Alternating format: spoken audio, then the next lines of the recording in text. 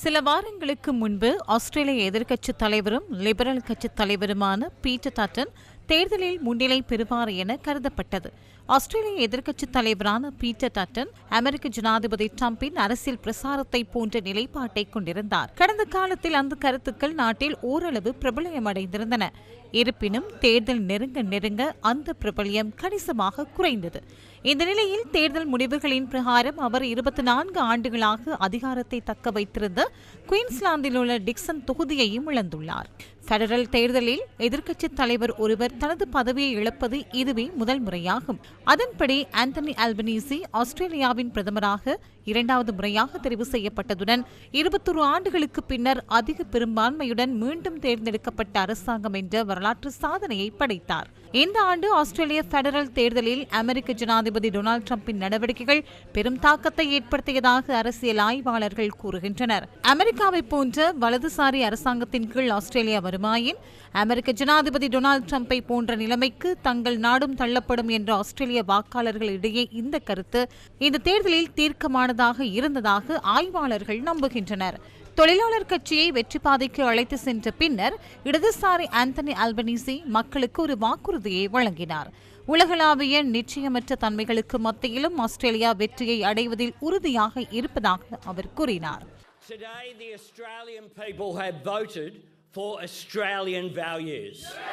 இன்று ஆஸ்திரேலிய மக்கள் ஆஸ்திரேலிய மதிப்புகளை புரிந்து கொண்டு வாக்களித்துள்ளனர். அதாவது அனைவரும் நியாயம், லட்சியம் மற்றும் வாய்ப்புகள் கிடைக்கும் வகையில் சிறந்த எதிர்காலத்திற்காக வாக்களித்துள்ளனர். எதிர்காலத்தை கட்டமைக்கும் போது ஆஸ்திரேலியர்களாகிய நாம் உலகளாவிய சவால்களுக்கு தீர்வுகளை காண வேண்டும். உலகளாவிய நிச்சயமற்ற தன்மை நிறைந்த இந்த நேரத்தில் ஆஸ்திரேலியர்கள் நம்பிக்கையும் உறுதியையும் தேர்ந்தெடுத்ததில் நான் மகிழ்ச்சி அடைகின்றேன். இந்த மதிப்புகளுக்கு சேவை செய்ய, இந்த சவால்களை எதிர்கொள்ள, இந்த வாய்ப்புகளை பயன்படுத்திக் கொள்ள, சிறந்த மற்றும் வலுவான எதிர்காலத்தை உருவாக்க ஆஸ்திரேலியர்கள் பெரும்பான்மையான தொழிற்கட்சி அரசாங்கத்தை தேர்ந்தெடுத்துள்ளனர். இந்த நிலையில் தேர்தலை மீண்டும் மீளாய்வு செய்ய லிபரல் கட்சி உறுப்பினர்கள் அழைப்பு விடுத்துள்ளதாக சர்வதேச ஊடகங்கள் செய்தி வெளியிட்டுள்ளன.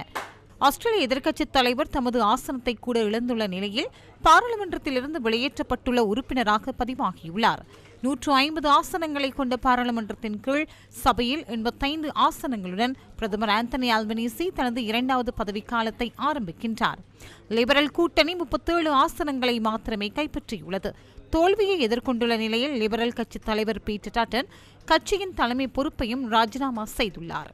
ஜனநாயக அரசியலின் சிறப்பை எடுத்துக்காட்டும் அவர் புதிய தலைமைத்துவத்தின் கீழ் கட்சிக்கு வெற்றிகரமான பயணத்தை உறுதி செய்ய வேண்டும் என கூறியுள்ளார். ஒருபுறம் அவர்களின் அரசியல் போராட்டம் ஒரு தேர்தலில் தோற்கடிக்கப்பட்டாலும் பல நாடுகளில் உள்ள அரசியல் கட்சி தலைவர்களுக்கு அவரது ராஜினாமா முன்னுதாரணமாக அமைந்துள்ளது. ஜனநாயக முன்மாதிரிக்காக பீட்டர் டட்டனை பாராட்ட வேண்டும் என அரசியல் விமர்சகர்கள் கூறுகின்றனர். இதேவேளை ஆஸ்திரேலிய பொதுத் தேர்தலில் இலங்கையை பூர்வீகமாக கொண்ட பெண்கள் 2 வெற்றி பெற்று அந்நாட்டு பாராளுமன்றத்திற்கு தெரிவு செய்யப்பட்டுள்ளனர். நியூ சவுத் வேல்ஸின் பாட்டன் தொகுதியில் போட்டியிட்ட அஸ்வினி அம்பிகை பாகர் 61.9% வாக்குகளை பெற்று வெற்றியடைந்துள்ளதாக ஆஸ்திரேலிய தேர்தல்கள் ஆணைக்குழு தெரிவித்துள்ளது.